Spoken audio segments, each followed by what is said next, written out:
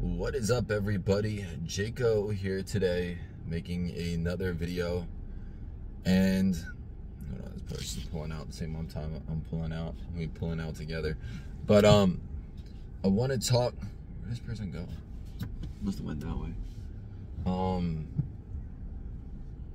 Bruh.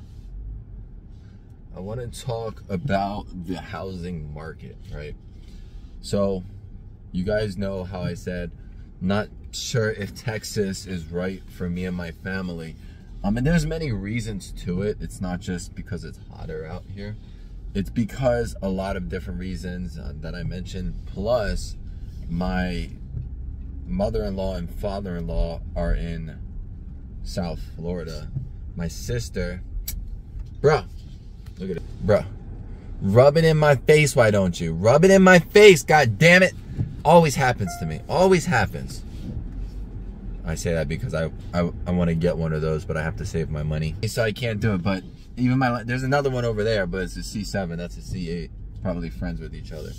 But I say that about the reasons, you know, my mother and father-in-law.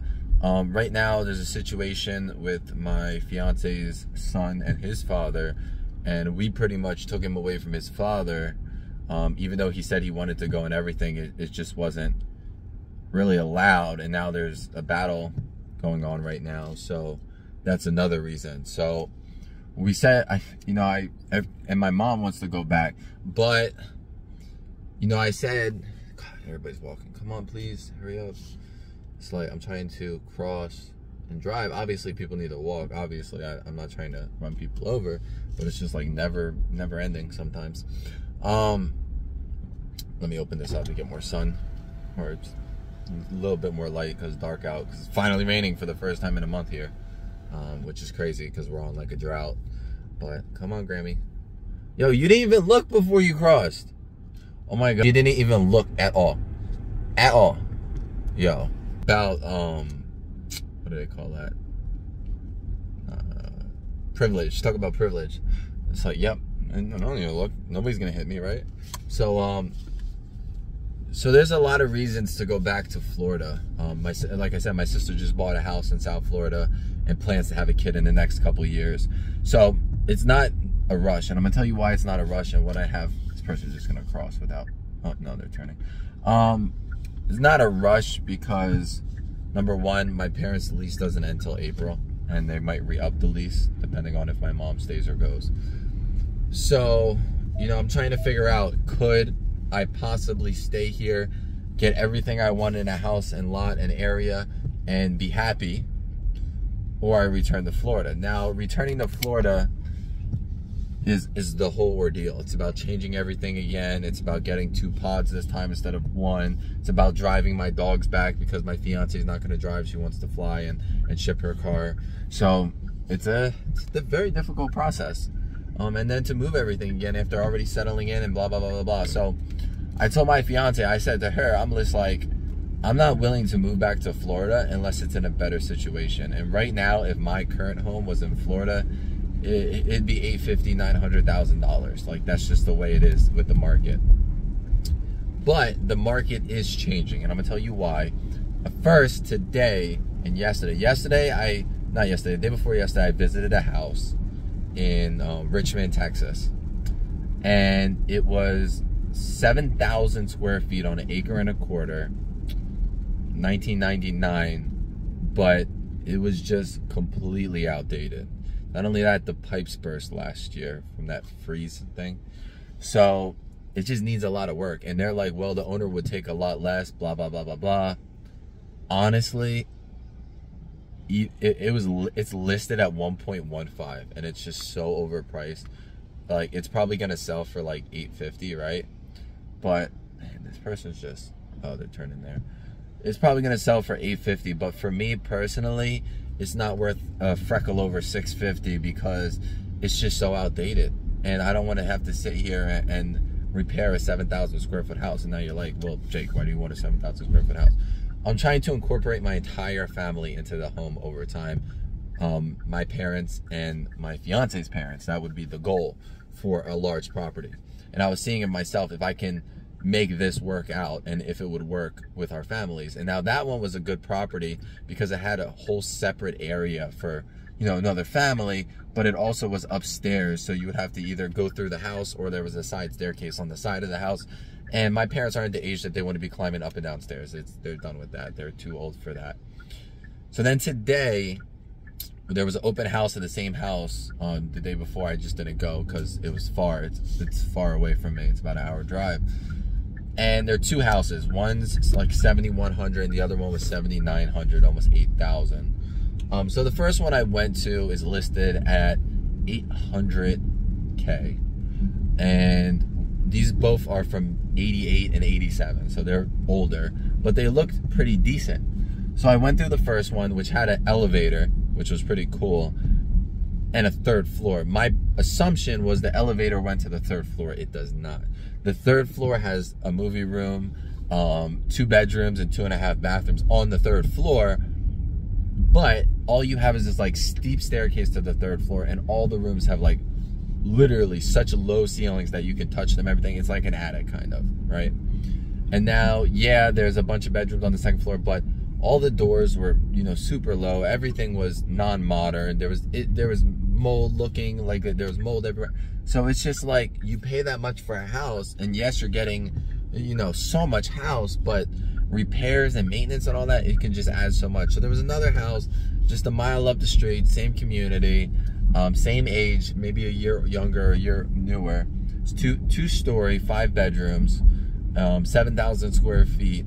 And the same with this one. It was just like, just not up to date and not feeling it, and everything's low and everything's small and everything's dated and everything smells. And I'm just like, this is not the route that I should take. This is not what I should figure out. Because if my mom goes back, right, and my dad needs to live with me in my current home, I can make room for him in my current home. Is it going to be easy living? It's not going to be easy living, but I can make room for him in my current home.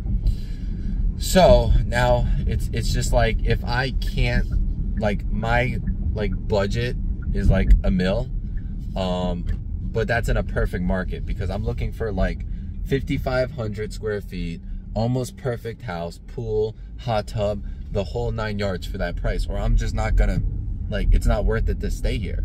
And then in Florida, I'm willing to spend up to that much and get 4,000 square feet, which is like 1,000, 1,500 smaller, and to get all 9 yards as well. So in Florida right now, that's not plausible, right?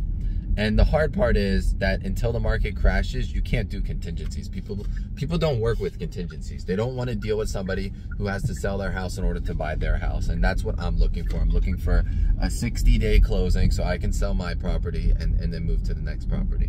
That's the goal, right? So now let's talk about the housing market. The housing market, when the pandemic happened, didn't really change. About almost a year into the pandemic, the market starts to go on the rise. Interest rates are at an all-time low, 2.25%, 2.5%. Houses have multiple offers. People are standing out lines for open houses to bid on houses, etc., etc., etc. This was a good time to take advantage of the market if you were sitting on money. But me at that time, when the pandemic happened, I was still in a rental, and I just didn't think that this would all transpire, like that it was ever going to happen like this. Then I bought a house in Florida, and I got it for pretty good. I got it for $425. Ended up selling the same house for $480, but I put some money into it, so I literally just got my money back. And that house now is worth like $600,000, which sucks. But then I bought another home nearby, brand new house, just being built. It was an inventory home. Got that for $422. Ended up selling that for $540, I think. Made some money on that, but it's like, I wish I had all this money saved, and then I just bought a house when the pandemic happened. I got it low and blah, blah, blah, blah. I probably would still try and sell it when it went up. Took advantage of it, but, or built a house right when the market was at its worst. So right now, interest rates here are like 5.5%, 6%, right? And what's happening is the same people who were qualified 2 years ago, 1 year ago, aren't, even 3 months ago, because my current interest rate is only 3.3%. So the people who were qualified before are no longer qualified. So there's a lot less offers for houses, And there's a lot more houses on the market and a lot more houses sitting on the market. So it seems like a lot of people are dropping the price of their houses like crazy. And now, rightfully they should, because their house prices are so inflated. They think they can get away with selling their houses at those prices, and they really can't, because when appraisals come back, people can't afford to pay the difference, house goes back on the market, etc., etc., etc.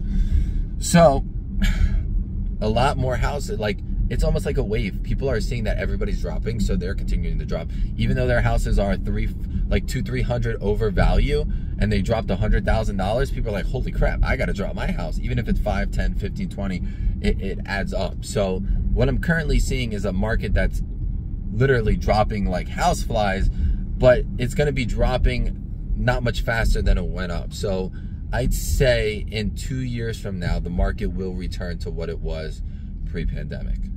And that's my opinion. I'm not an expert. I'm not a real estate agent. I'm not a broker, right?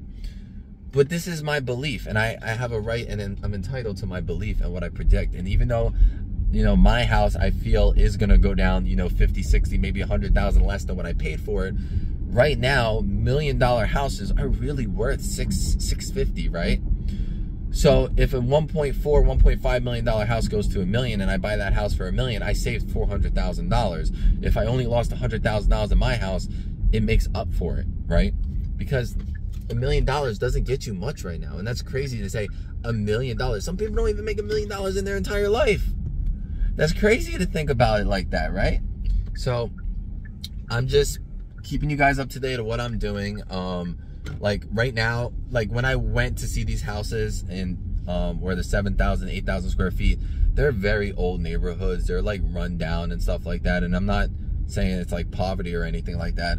I'm just saying that where I live right now in Texas is really nice. It's brand new. It's up and coming.